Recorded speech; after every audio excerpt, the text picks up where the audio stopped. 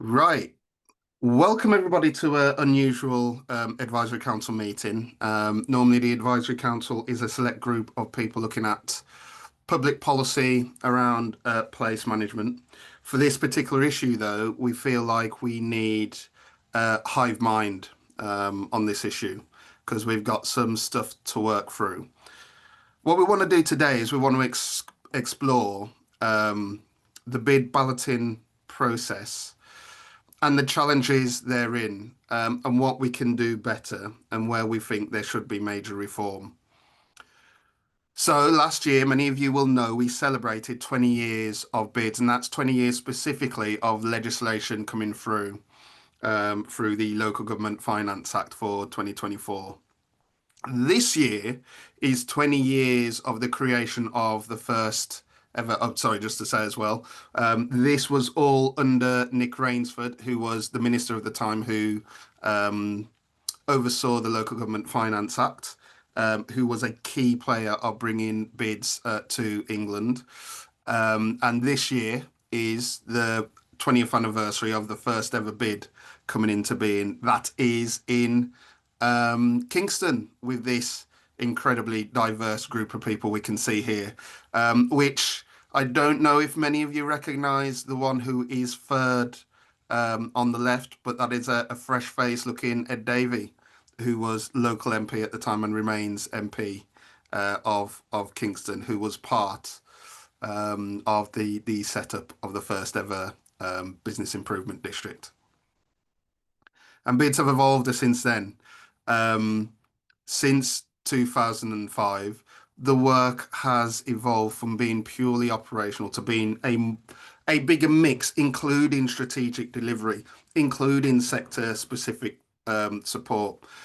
Things like the geography of bids has changed as well, with a huge mix, some being really tight areas of focus in specific districts, to some offering much broader support on a bigger geography, such as the Great North Notts, for example. And this is all in line with what businesses need. Those bids have been incredibly sensitive to what their levy payers need. Now, the challenge is that these changes have happened despite a lack of legislative or regulatory modernisation, which has created some difficulties in terms of how the model has been able to blossom. Over the course of the 20 years, we've had relatively little change. Probably the biggest change we've had in those 20 years almost comes by accident. The accident of Crossrail. I'm not saying Crossrail itself was an accident, but the way Crossrail was funded opened up the opportunity for property owner bids in London. So the business rate supplement, which was used to fund what is now the Elizabeth line, which runs from east to west across London. That created the opportunity for property owner bids, but it's London only. And because it is not legislation specifically designed to boost the bids industry, I think most in London that use property owner bids legislation will even admit that we could probably do things better if we worked on specific legislation to help the model evolve. So there's things for us to think about. What we have is a great tool for local economic development, which is evolving as business needs evolve. But that model is being held back by its legislation and regulations, which aren't evolving. So we're having to find workarounds in how we can support businesses. And I think there just comes a time where we need to think about how that legislation and those regulations can evolve with the model, which will be enormously helpful to us as a place management industry and those businesses who want more from that local support. Now, in terms of understanding some of the things we can improve about the bid model, I think for many, they have said number one is just the simple process of getting through a ballot. It feels like it's particularly tricky. and like it leaves a lot of bids in a vulnerable position. Um, and this is really important because that ballot process is everything legally. Bids cannot exist without going through that ballot to sustain it for another 5 years. And certainly the way the process is set up at the moment, it leaves a lot of bids feeling particularly vulnerable and in jeopardy should things go wrong. Relying purely on a postal ballot challenges such a lack of resource for billing authorities to the huge problems we are seeing with Royal Mail and their service, which I hadn't understood how bad it was until doing research for this meeting. Complaints across the country around the service being provided by Royal Mail. So if you are relying on that service for your very existence, that's got to create a lot of tension, a lot of anxiety, and that's what I'm hearing from members. So I think those challenges combined with dated regulations create a sort of toxic mix, which we need to think about how we can do better to support the bids industry. So we need to identify some of the specific challenges with those ballots, both from the perspective of bids themselves, but also from the perspective of billing authorities that actually manage the process. We also want to ask today if electronic balloting offers a viable method for undertaking a bid ballot and what some of the pros and cons might be. So, all up for discussion. Really want to hear your views on this. Some of the specific things we might want to point out and we might want to just spend some time discussing are the mechanics of the bid ballot, the regulations themselves, things like the timeframes for responses and the reissuing of papers when they are lost. The uniformity of approach, because we do know that some of those regulations are open to interpretation. Understanding the implications of third-party processing as well when it comes to postal ballots. Are the things there which are a challenge which can be improved? Time and cost implications of postal ballot. Data sharing protocols, we know that these can, from time to time, be a challenge when you look at them in conjunction with the interpretation of regulations, and also what it means about engagement between head office and local decision makers. Where is that ballot going? Where should it go? How should we be approaching that issue? And on the specific issue of electronic balloting as well, we want to ask if it is a viable alternative for undertaking a bid ballot. And if so, what are the types of challenges we would need to consider before we would push forward in that process? So they are some of the things we'd like to discuss. Doesn't have to be limited to those things either. We can go much broader. Now, I am an expert on many, many things. You can talk to me about football. You can talk to me about managing a school run. However, I've never managed a bid ballot. So for this exercise, I'm going to hand over to the chair of the advisory council, Stefan, who's going to walk us through the consultation, and also some of our permanent members for the advisory council as well. I'm looking at Ian Ferguson. I'm looking at Simon Keithley. Will know a lot more about managing a bid ballot process than me.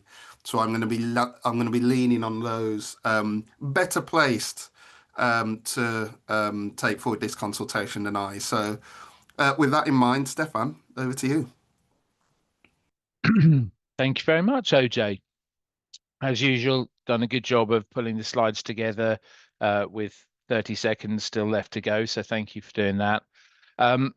OJ very handily said, I'll do the introductions and then I'll pass it to you without actually telling me how he wanted this to be run, which is always a sort of standard approach for OJ. So what I think we should do is have the conversation and an open conversation. I sent to OJ, which he's very kindly picked up, about 7 or 8 points, which I thought were issues that we needed to pick up, which OJ put in his slide deck. But I think it's really for us to start to have a look at some of those 7 or 8 different points.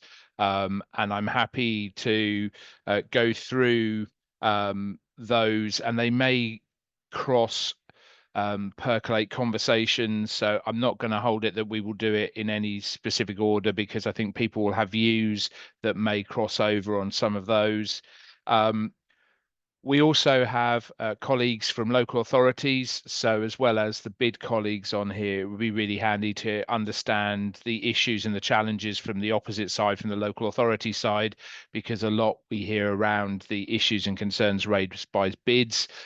So, if anyone has knowledge or understanding of that side, that would be really handy to put in.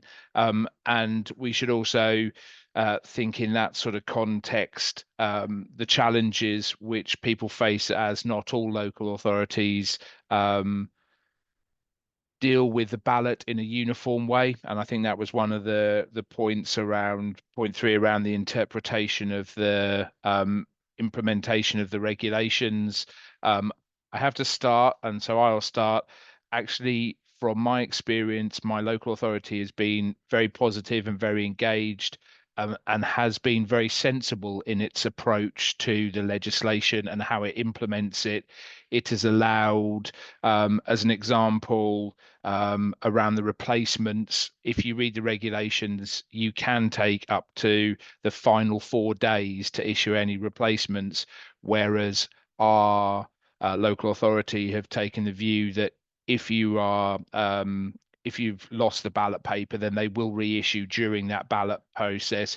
If they're duplicated, then it will go through and will then obviously cancel out that vote, because you can't have 2 votes for the same thing, even if they're the same thing. But those sorts of pilots are nuances that we're aware of in between interpretation and others. So I think rather than me just do some grandstanding, I think I'll open to the floor, and start the conversation around uh, the pieces of issues that we are facing. And happy to see if anyone's willing to do some first sharing of thoughts, or if not, I shall start nominating and we'll go from there. Uh, Simon, thank you okay. very much for being first one through the gate. Thank you. I don't, I mean, I think that the summary from both of you is accurate.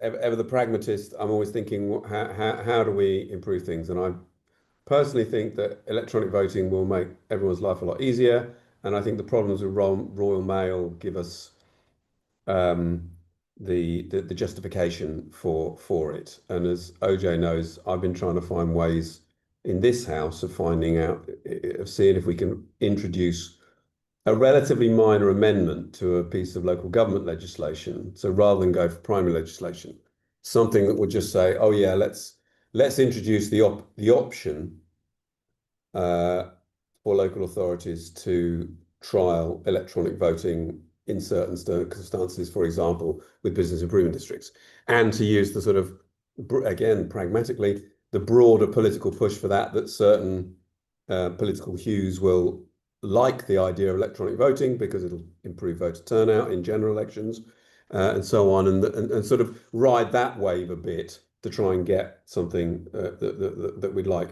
But in terms of um, the problem as presented, I think there's probably not that much to discuss, in the sense that we'd all agree where we're at. The question is more, how do we get somewhere better? Agree. Thank you, Simon. Yeah, I think we start from the premise that we should be looking at alternative considerations and starting along the lines of what are the options to continue to make the process as easy as possible. So I'm supportive, as well as probably other colleagues, of looking at e-balloting as a process. Steve, you've got your hand up first, so I'm going to come to you. Thanks, Stefan. Yeah, No, I agree with Simon and the e-balloting requirement. I would just add, though, that we do have technical guidance for local authorities, which I think you touched on isn't necessarily interpreted in the same way across all the different local authorities, which maybe we should also consider our request to strengthen that technical guidance for local authorities. Maybe that doesn't require legislation, but it could come from whoever the government department is now looking after bids. That that's the technical guidance should be followed to the letter. Yeah, thank you, Steve. I think technical guidance, no matter how prescriptive you get, will always be interpreted. But the tighter we can get it, and the easier it is for local authorities, would definitely be of value. I can see next in my hands coming up, Chris. Going to come to you, Mr. Gregory.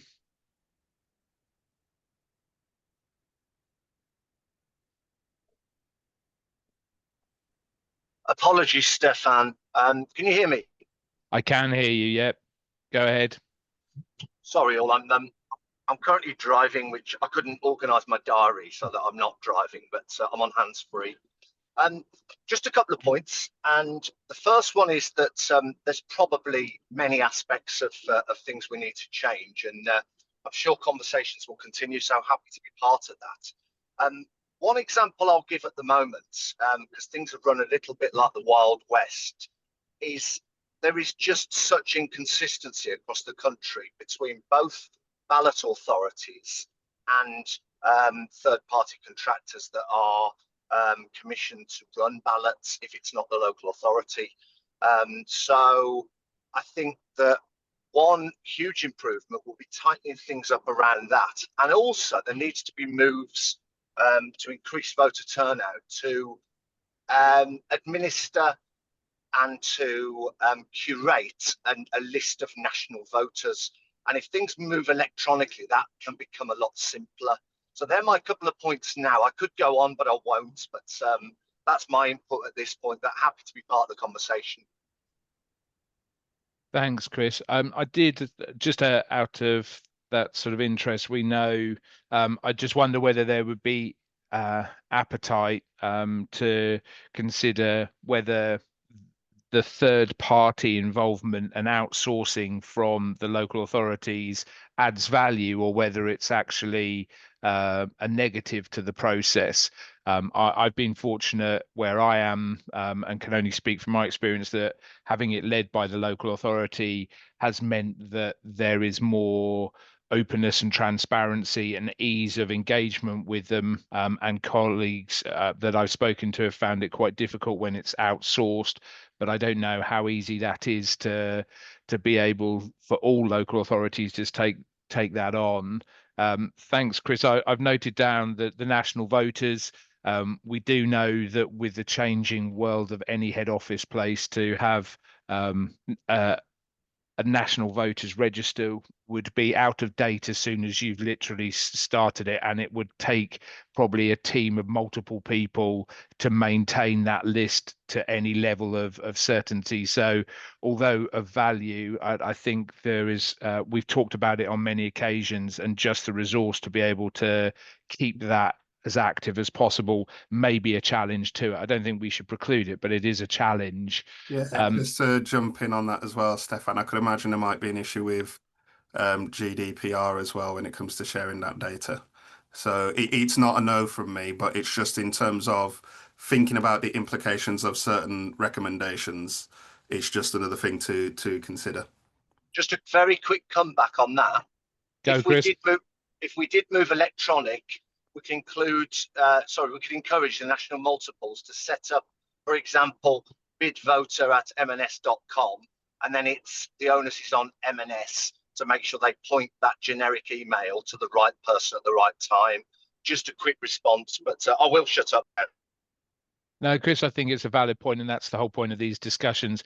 If there was a mechanism with some of the bigger players to be able to find a way so that it doesn't breach GDPR compliance, and they were happy to be able to to curate that internally, then that would be a positive, I think. That would take a lot of engagement, I think, which is the second part of being able to do that. But given there are so many bids engaged in this process, it would be a good positive conversation to be had. Sally, you were next up on my hands. Hi, yes. Going on to who does the ballot. We've been through ballot twice now. We go again in just under 2 years, but we've worked through Civica, and we were sort of the understanding really that, you know, we have a very large bid, and, you know, we did have banned the bid at one point on our case. I'm sure they'll be back again as they move around everyone that's near ballot. But we thought it came across as more transparent. We weren't seen as in bed with the council. It was fixed, etc. But as you quite rightly say, and people have said on this now, it comes with its own set of problems. So obviously we had quite a lot we've got just under 1,400 hereditaments, so it's a bit of a beast for us. And so, as you can imagine, there were quite a few that went a loss with Royal Mail. So trying to sort that out, get the courier to drop the ballot papers, the second ballot papers off. What we did the second time was we did have a ballot box in each of our 4 main towns on the last day that the council arranged, so that anyone with a last minute ballot papers could put them in. But then, of course, we've got to get a courier, or the council had to take them down to London by 5 o'clock, etc.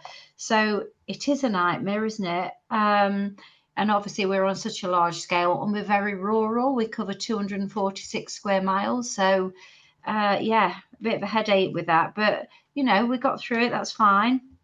We will work around the system. But e-ballots, yeah, absolutely. I'm 100% behind. But just, I suppose, a question, just thinking out loud, really.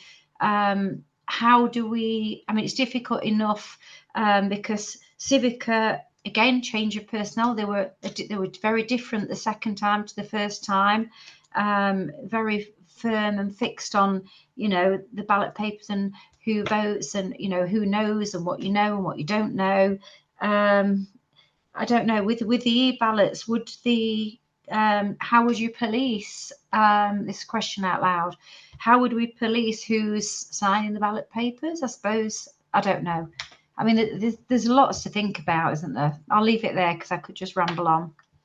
No, thank you, Sally. And I think all of these are interesting sort of things to add into it. And I know yours is quite a unique one in the geography that it takes. And I think that's where we have to reflect.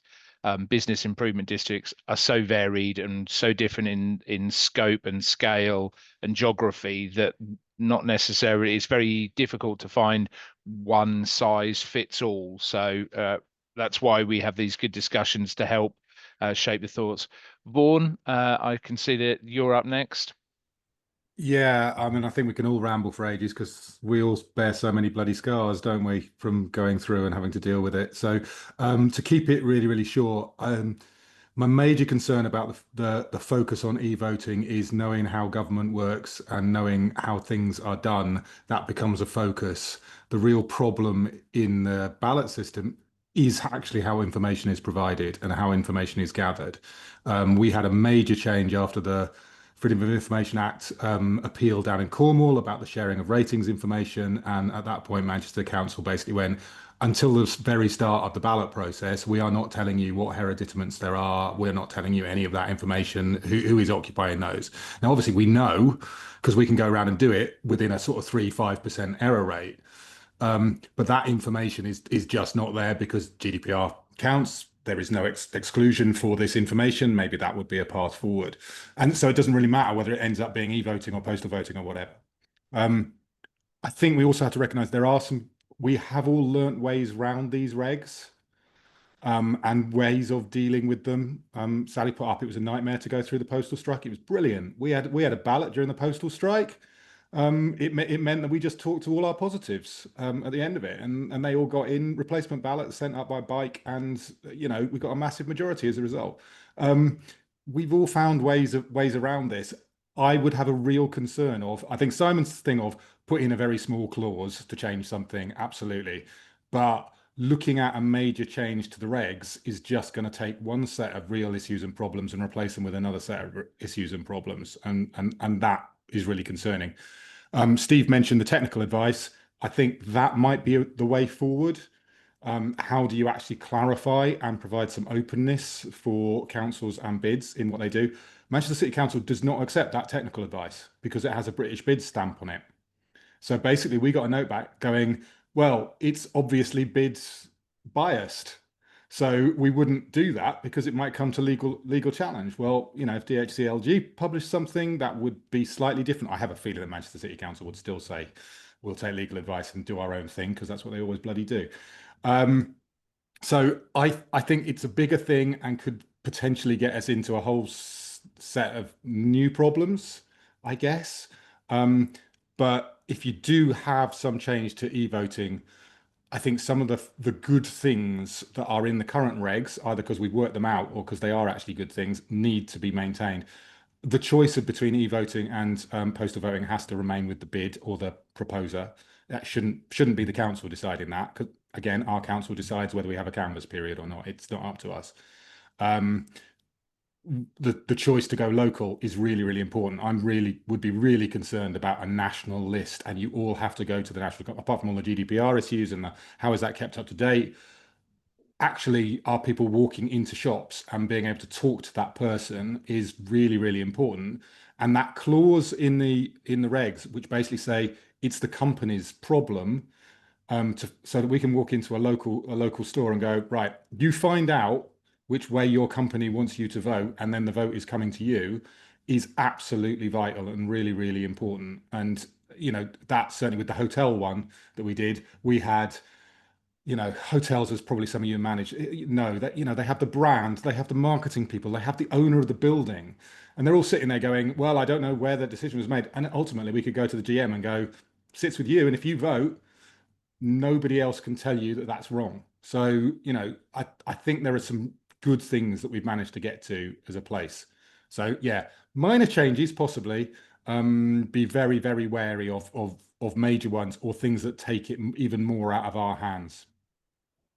Thank you, Vaughan. I think that seems to be a fairly sort of universal response, that actually if we can find a way, as Simon suggested, to slightly amend rather than having to do anything substantive, it makes it a lot easier and also less likely to be bogged down for 10, 20 years in the national legislation to do it. So the more sensible that we can work within the framework we have.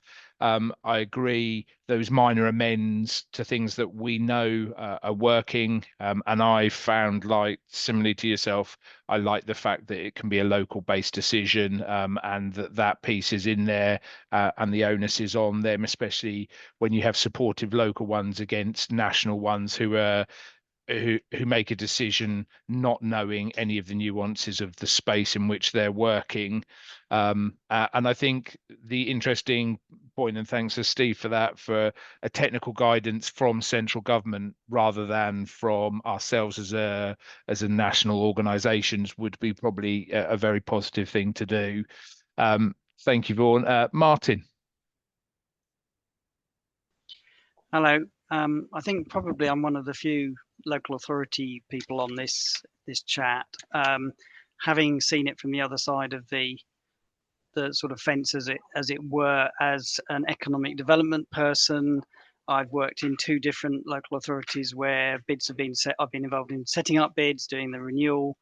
It is absolutely true that different electoral services people and legal people take a slightly different view of the regulations and will interpret it in their own way. I think having some centrally produced, government produced guidance, updated guidance would really be helpful. From my position of kind of arguing the case on behalf of the bids.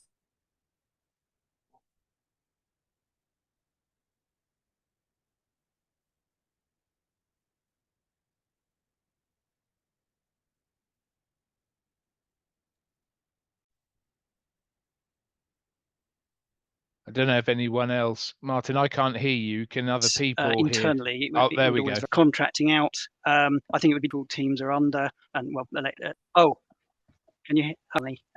Yeah, so sorry, in terms of contracting out, I think it'd be difficult to persuade a lot of local authority, electoral people to not contract out, given the resource sort of pressures that they're under. But there is, obviously it will depend on the company that it's contracted out to. The last time we did that here, we did use Civica, and quite a lot of work still had to be done by myself and my team to support it. So they definitely, it wasn't like fire and forget and they just get on with it. There was a lot of work both for us and for the bid alongside it.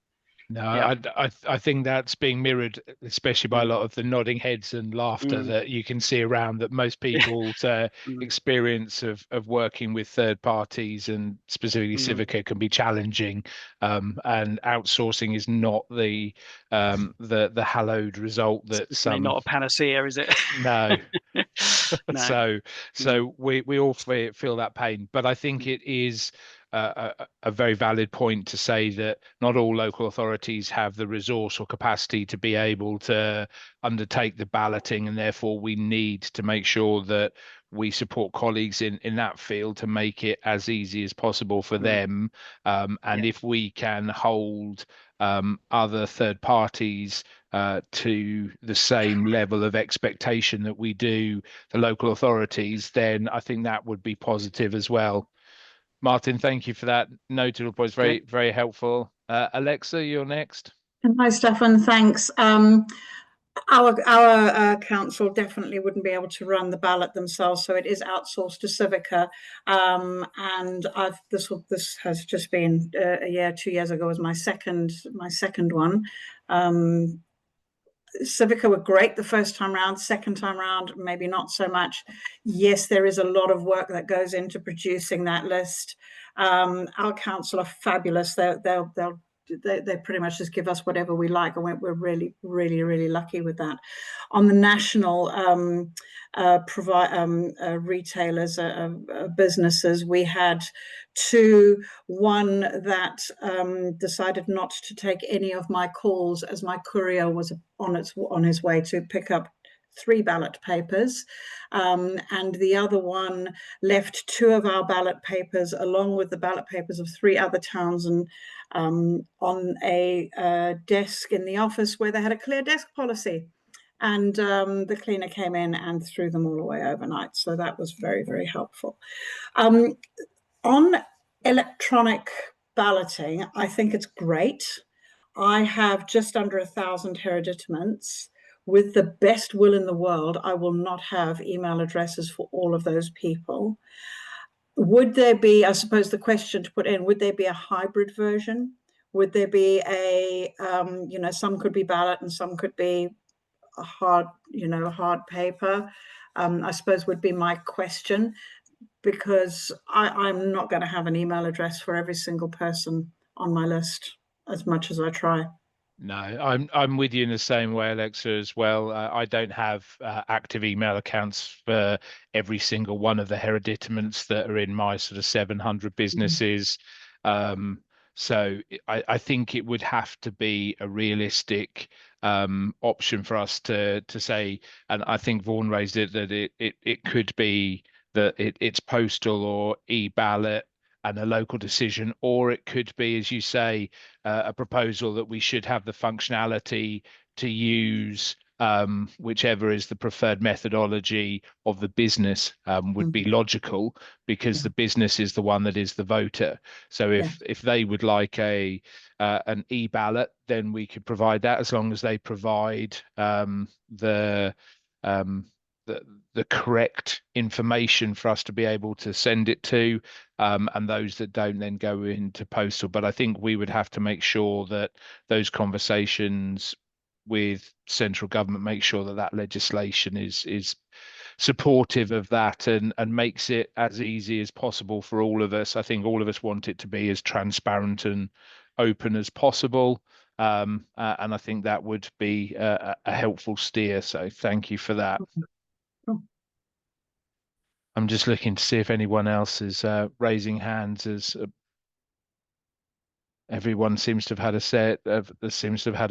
I see that Steve put a couple of pieces into the chat as well. The opportunity to potentially have a look at some of the conversations with different parties just to see what's possible. I think it's probably in regard to the technical guidance. Vaughan, you've come back with a hand. Yeah, sorry, I was going to put it in the chat, but asking Martin really in terms of LAs, are they able to deal with e-balloting, or would this require an entirely different setup? Because I'm not aware that there is any e-balloting that goes into electoral services. I assume it would therefore require a Civica or somebody to be acting as a third party. I don't think there's any. I doubt if there's any sort of current architecture in local authority electoral services that would allow e-balloting, because obviously the main thing they deal with is political elections, and that is all either postal or in-person voting. So that's quite fundamental, I would have thought. It's quite a big difference, yeah. So either, but of course, I'm sure Civica probably do. They're not the electoral officers for it, and then it's all outsourced, I suppose, is then the thing. But well, it would have to be, yeah. I think it would. Yeah. I was going to say, I think either that, or you would have to look at the cost implications to local authorities, which are likely then to be passed on to the bid itself. So knowing when we implemented the rates systems, and we had to pay for the update to the local authorities bolt-in process there, then the likelihood is that this is probably something similar where you could find a resource that could be added into the process. I think Martin's correct. Obviously, all the infrastructure existing is there for postal ballots, and there wouldn't be any e-balloting as such at this point. But you would hope, with technology being where it is, that a solution could be looked at as part of that process. Chris, I can see you've raised your hand while you're driving, so I'm hoping you're being sensible. Please come in.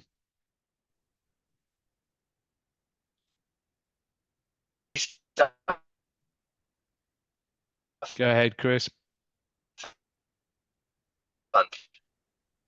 You're cutting in and out, so try and have a go again. Apologies. Chris, I'm going to wait for you to get to somewhere where we can hear you. At the moment, you're cutting out. So if you like basically we'll give you a few minutes. Apologies. And then see. So let's wait for you to get somewhere else. I'm going to go to Simon next, just to keep it moving. Chris, sorry. I'll come back to you and we'll check again in a few minutes after Simon. Simon? That's fine. Yeah, I think just to cut, really the conversation that Vaughan and Martin were just having, I mean, I think the point of the suggestion I was making is that we don't try and impose anything, and we offer the opportunity so that gradually people start experimenting with this. And as Stefan's point, I'm sure that the local authorities will try and pass the cost on to bids. But given how many, I certainly participate in electronic voting in various ways, most of the political parties have that sort of setup for their nominations. It shouldn't be too expensive or difficult to do, but the point is not to expect to have to impose it, but to open up the opportunity so people can start having these conversations, because I think we'll get them in the end much more quickly if we take that sort of approach. Yeah, you thinking, Simon, therefore, to give that flexibility to say e-balloting should be considered as one of the options of voting, and then allow people with the capacity to find solutions to it. Exactly right, yeah. Okay. And I think that I think we've always been fairly innovative in the way that we approach things as a collective business improvement districts. And therefore, I think we would have to support colleagues in local authorities to find a solution that worked for both parties. So I think that's good. Chris, should we come back and see if wherever you're driving through, there's a better signal now. Yeah, can you hear me now? I can. Yep, you're loud and clear. Have a go. That's not brilliant. Hmm. Okay, you've got to love the infrastructure of the UK. 40 with a signal. So apologies. First of all, I'd echo Vaughan and Simon's point around tweak rather than wholesale change, because we'll be into all sorts of nonsense. Secondly, just a quick operational point on third parties. Civica have been mentioned many times, and I'd echo the experience that they've gone off the boil, for want of a better phrase. There is also UK Engage, who are much more receptive, and Civica arbitrarily about a year ago decided that they weren't going to issue business plans with ballot packs. Now, firstly, that's a decision for returning officers. And secondly, it's inconsistent with the UK Engage position. So I just wanted to say there are alternatives to Civica. So thank you. I'm not going to talk again because I've already wrecked this flipping call with all my nonsense. No, thanks, Chris. I think it's useful for others. And maybe that's something else that we could consider to pass to colleagues in local authorities, those parties that are able to provide external support in it, as well as, so it's not single options. I think there seems to have been some good conversation. I think we've looked at the sort of the ballot and its mechanics. I think if I think if you go, as being said, too far into the processes of it, and then looking at sort of reissuing and time and cost and data processes and head offices and local decisions, I think we start looking at too much legislative change, and I think that will be challenging. I think it's been echoed by lots of colleagues. I think we've got some good points. OJ, was there anything, as I think I'm open if anyone else wants to raise a hand or say anything. If not, then I'm happy to sort of open it back, OJ, for you to pick up that conversation. Yes, while we're all together, I would ask actually. So, Steve Bluff said at the top of the consultation,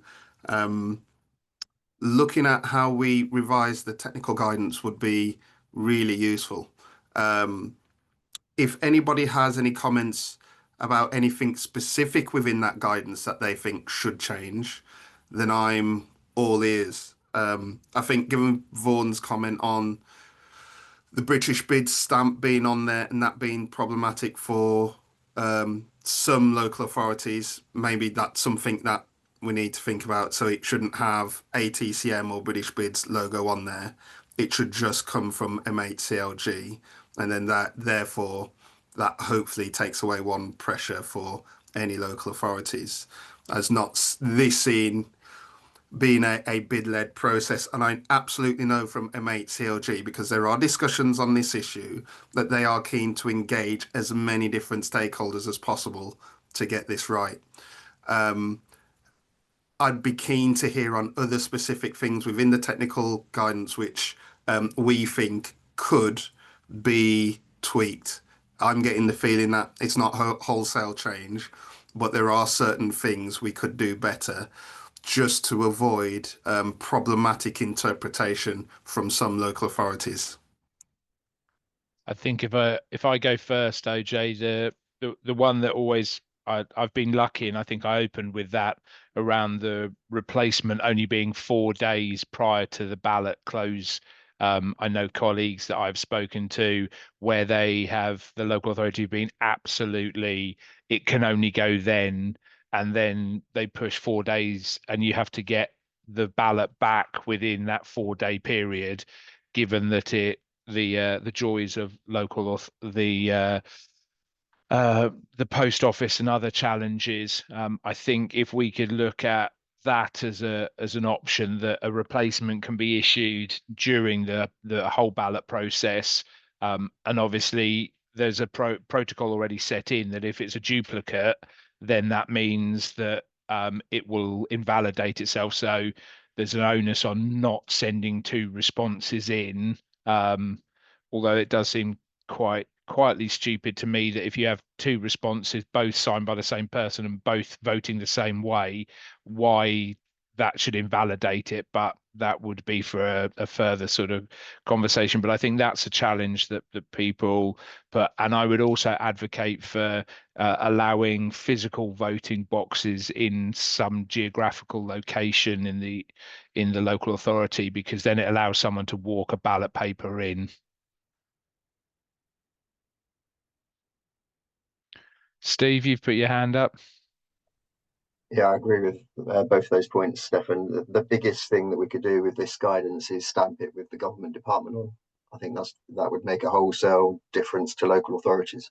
I don't know whether Martin would agree with that, but in my experience, somebody said that because it's branded by a bid body, then that sort of dilutes the information within.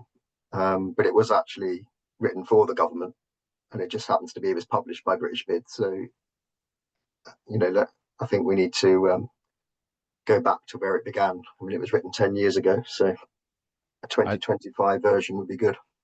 Yeah, I think we're all supportive of that, and OJ and I have had many conversations with Davey and colleagues at MHCLG, and I think they would be very happy to undertake that piece to put it into. It's not really that difficult to cut and paste it with a different header on it, is it? Hopefully, Martin, you've put your hand up. You're still on mute. Can you hear me now? Can you hear me now? Yes, I can, Right. Martin. Go. Right. Okay. Yes, I mean, it would definitely be helpful, I think, not to have British Bids or ATCM on the front of the guidance. That was a bit of a mistake, I think, when it was done, because it does make it look like it is particularly, a biased interpretation. But my main point was around I haven't read the technical guidance for a while, I have to say. But one thing that we did have a big tussle with in a previous local authority with the head of electoral services and legal team was around sharing information on who had voted. Obviously not what they'd voted, but who they'd voted. It was very touch and go as to whether we were going to be allowed to share that information or for Civica to share that information with the bid. And that obviously would have made a massive difference to the bid themselves would be flying blind, let's put it that way, about who knowing who had voted and who hadn't, and who they needed to chase up. Luckily, we managed to get that through, but that was a tricky one. Thank you, Martin. Zoe, you put your hand up. Hi, yes, thank you. I've had the privilege, or otherwise, of working both with Civica and also with local authorities direct on ballots. I think a couple of things. It's interesting you just said that there, Martin, because at the moment I've had Civica who've been able to share who's voted. I've got a local authority who were very, very proactive and positive, and they're happy to issue replacement papers straight away if necessary, which is unlike Civica. Having said that, they're adamant that they're not going to tell me who's voted, not how they voted, but who's voted. I think another one that we've not really talked about before is use of courier. And that seems very much up to interpretation, and it's not what I'm comfortable with at all. At the moment, I'm waiting to see, going to ballot quite soon, this week, in fact. But for this case, whether I'm going to be allowed to use courier from day 0 and day 1. And I think I may have a bit of an argument on my hand there as well, because I am going to go down the Royal Mail front. I'm going to go down the fact that quite a few of our businesses have not received the notice of ballot. They've not received the right number. We've got quite a few multiples here, and they've not got them all. I don't know whether the electoral services manager is going to agree or not, and it does make a big difference. So I think courier is one thing which would be really good to get clarity on. I've not got specifics, OJ, but what I will do is take you up on your offer to give you specific feedback to do with the regs. Because I know it can be pain going through the legislation, but quite often we've had discussions and we've talked around some of the wording. And she said to me, having done this job for about 20 years, whether you can send a business plan out with documents and so on, or whether it has to be just a standard, very, very dry one-pager, which doesn't have our logo on or anything at all, because it's effectively come from the ballot holder, which is the local authority. So any specifics I will share, because I think there are some things 20 years on, we've got a lot of learnings, and that could perhaps be fed into some kind of tweaks, because we're still going on 2004 legislation, aren't we? A lot has changed since then. That's great, Zoe. I think as much information as you can share would be really useful. Anything that I can pass on to MHCLG to help them form their decision making as they move forward in the process. Thank you, Zoe. Chris, you put your hands up. We're going to roll the dice again and see. Oh no, you put your hand down again. You're obviously feeling a bit. No. Go for it, Chris. Come on. I was quick off the mark, lowering my hand. I said I wasn't going to talk again, but I couldn't resist it, and now I've stopped moving. All of the things that were just mentioned at the moment are returning officer decisions, and for example, Birmingham City Council, which has at least 12 business improvement districts within its boundary, doesn't allow voter updates. So at the moment, there is utter inconsistency. Some local authorities allow business plans to go out, some don't. It's just an absolute Wild West. So tightening these things up will be brilliant. Thanks, Chris. Yeah, I think all of us want that consistency. I think although all of us enjoy the nuances where it's in our favour, that's the bit where we've worked the piece. So all of us will try for the nuances where it doesn't work for us, and not shine a light on the bit where it is to our advantage. Vaughan. Yeah, just very quickly, I think what Martin was saying about the sharing of information, yeah, again, that was something that changed with the Cornish FOI thing. I do think if we're changing the advice, actually making clear at what point you get the full voter list and the hereditament list, i.e. not at the 28 days or the beginning of the process, or the 42 days rather, at the beginning of the process, that's insane. Because though obviously we do know most of the businesses, we just are working blind until that point, and then not being able to have the updates of who's voted. Obviously, it makes a mockery of the whole replacement process if you're not talking to people. So I think making that clearer, but I do think, I mean, unfortunately, even if it's advice stamped as DHCLG, local councils still have to take legal view on whether that is applicable in their situation. So it's not necessarily going to bring everything into uniformity. But I mean, the other one that occurs is canvass process, that's done seemingly at random by local authorities or by bids in how they are going out and getting the canvass. So I think there could be a lot more clarity, but I sort of think that process has to be done with some local authority electoral services as well, so that we aren't just trying to spin a huge long line on it. My real wish would be that there would be some sort of clause in it, which is, as I understand it, the whole basis of British law, that if it isn't specifically excluded, it should be allowed. We have bikes going up and down the motorway all the time. We were told absolutely not, but we continue to do it because I can see no way of them stopping us doing it. So, but there is something of how do we make that, I don't know, you want to put that in print, to be honest. I was going to say, I feel very fortunate that working with my local authority, they've been forthcoming on who's voted and who's not. And they did the simple thing of when they sent out the ballots, they just put a number on the corner of the envelope, and therefore that told them who had voted and who hadn't.